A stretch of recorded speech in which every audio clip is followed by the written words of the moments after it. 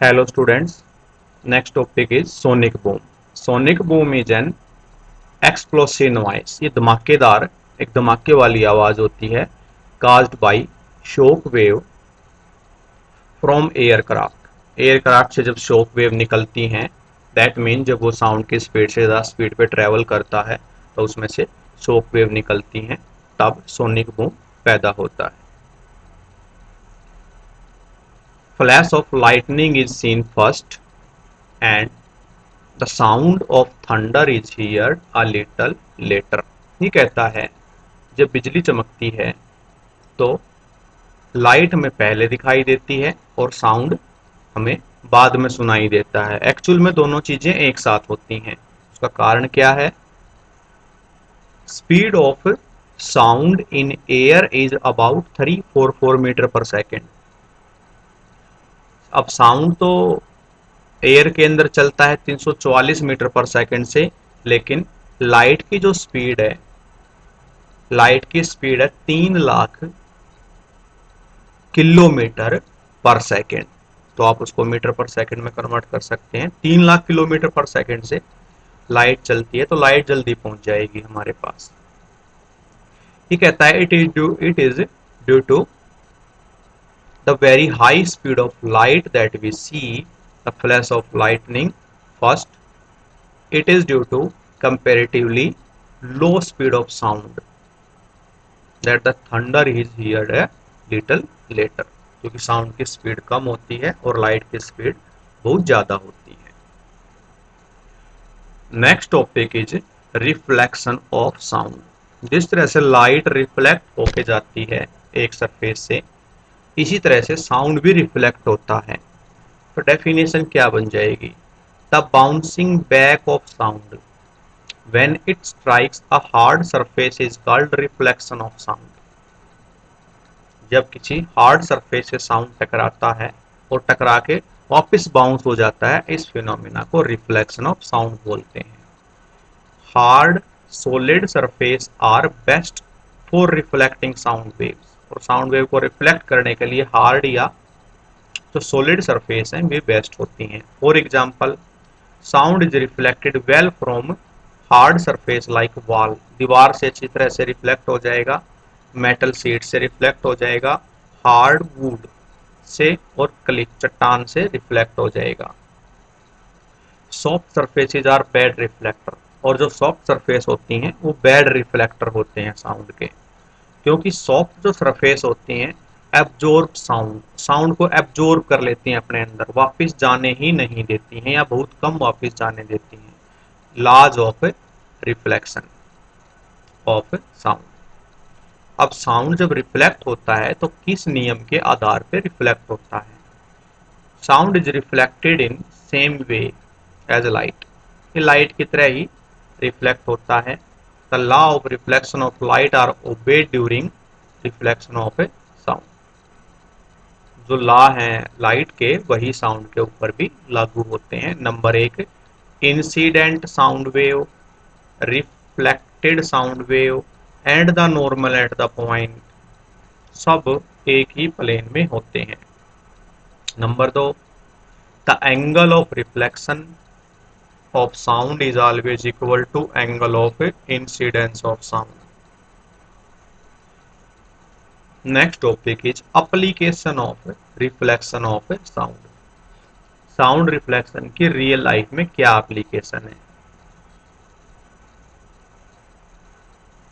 Number एक, megaphone और bulb horn. Number दो, stethoscope.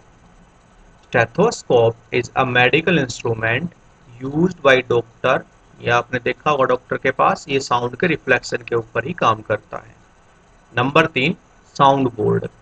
Sound board is a concave board which is placed behind the speaker in large hall. Hall या auditorium के अंदर, क्योंकि जब स्पीकर बोलता है तो साउंड तो उसका चारों तरफ जाता है, तो उसके पीछे एक कॉन्केव या क्राउड बोर्ड, काफी बड़ा बोर्ड उसके पीछे रख देते हैं. अब उससे टकरा के फिर साउंड पूरे हॉल के अंदर फैल जाता है.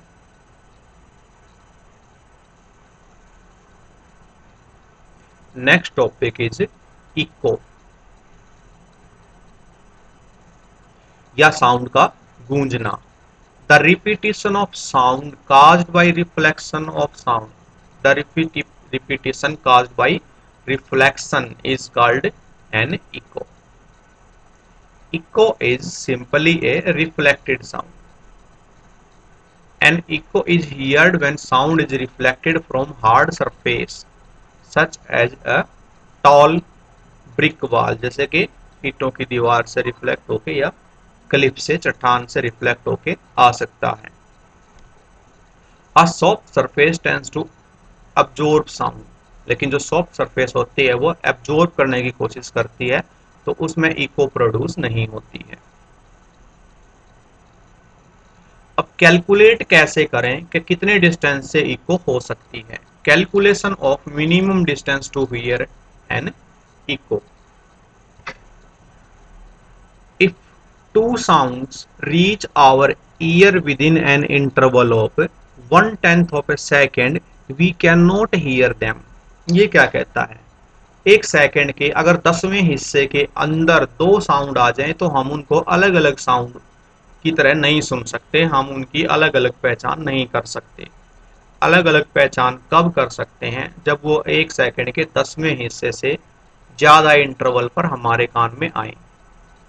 This means that we can hear the original sound and reflected sound separately only if a time interval of at least 1/10 of second, second का 10वां हिस्सा जो है उससे ज्यादा का या कम से कम उतना तो गैप होना ही चाहिए दो साउंड के बीच में। जब कोई साउंड प्रोड्यूस होता है वो हमारे कानों में गिरा, फिर उसकी रिफ्लेक्शन आके हमारे कानों में गिरी, तो उनके बीच में अगर 1/10 ऑफ द सेकेंड का समय है तो वो हमें अलग अलग सुनाई देंगे। तो पहले वाला साउंड होगा और दूसरे वाली उसकी इको हमें सुनाई देगी। तो टाइम हमें कितना चाहिए? 0.1 सेकेंड। अब हम जानते हैं स्पीड होता है distance by time.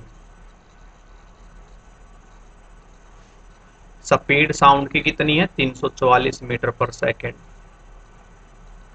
Time time कितना लेके चलेंगे? 0.1 सेकेंड। तो वहां से हम डिस्टेंस के लिए अगर इस फॉर्मूले को सोल्व करें तो हमारे पास आ जाएगा 34.4 मीटर, 34.4 मीटर।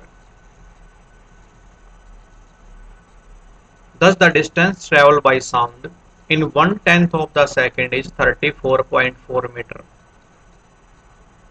अब अगर इसको 2 से डिवाइड कर दिया जाए, ये मान के चलें कि हम एक रूम में खड़े हैं, साउंड हमने कुछ साउंड प्रोड्यूस किया, वो दीवार की तरफ गया और फिर वापस आया, तो टोटल डिस्टेंस उसने ट्रेवल करी 1/10 ऑफ द सेकेंड में 34.4 metre.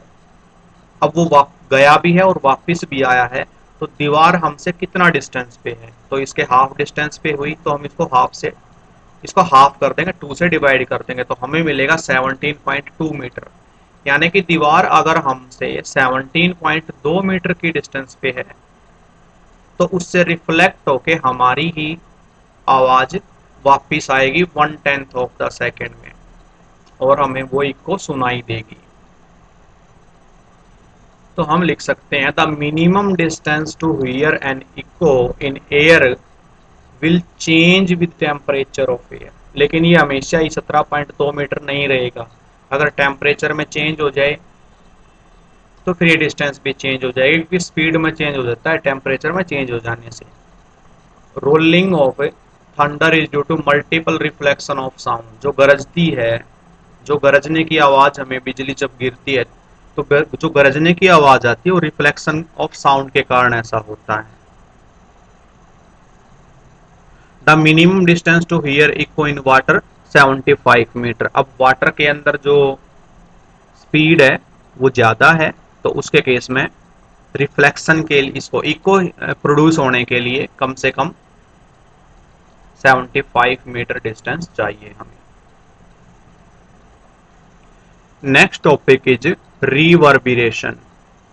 If the sound is made in big hall, अगर एक बड़े होल के अंदर साउंड को प्रोड्यूस किया जाए, the sound waves are reflected repeatedly from walls, अब वॉल से बार बार रिफ्लेक्ट होके आती रहेंगी, या सीलिंग से या फ्लोर से of the hall, and produce many echoes, और बहुत सारी इको पैदा हो जाएंगी, and many echoes overlap with the original sound, और ओरिजिनल साउंड के साथ जो इको हैं वो मिक्स होना स्टार्ट हो जाएंगी, due to this the original sound seem to be prolonged and last for longer time, तो ओरिजिनल जो साउंड है ऐसा लगेगा कोई वर्ड जो बोला गया है वो रिपीट हो रहा है और थोड़ी देर लंबे टाइम के लिए जैसे उसको बोला जा रहा है। दिस इज कॉल्ड रिवर्बिरेशन, इसको रिवर्बिरेशन बोलते हैं।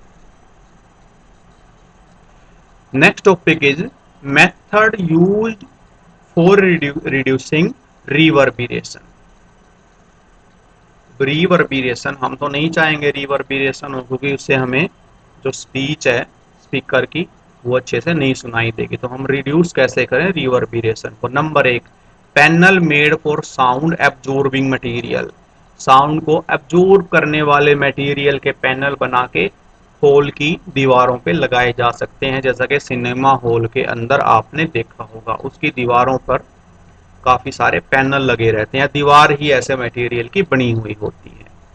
Carpet are put on floor, carpet फर्श पे रखा जा सकता है जो साउंड को एब्जॉर्ब कर लेगा, रिवर्बिरेशन पैदा नहीं होने देगा। नंबर तीन, heavy curtain are put on door and window, अब भारी भारी पर्दे लगा दिए जाएं विंडोज और डोर्स के ऊपर। The material having sound absorbing property use for making, जब सीट जो लगी हुई है हॉल के अंदर, तो सीटें भी साउंड एब्जॉर्बिंग मटेरियल से बनी हुई होनी चाहिए, तो इस तरह से हम रिवर्बिरेशन को खत्म कर सकते हैं, मिनिमाइज कर सकते हैं। We can hear more clearly in room having curtain because curtain are bad reflect, पर्दे जिस रूम के अंदर लगे हुए हैं उसके अंदर हमें बिल्कुल क्लियर सुनाई देगा, लेकिन नहीं लगे हुए होंगे तो थोड़ी बहुत उसके अंदर इको प्रोड्यूस होगी या रिवर्बिरेशन जैसी कंडीशन हो जाएगी।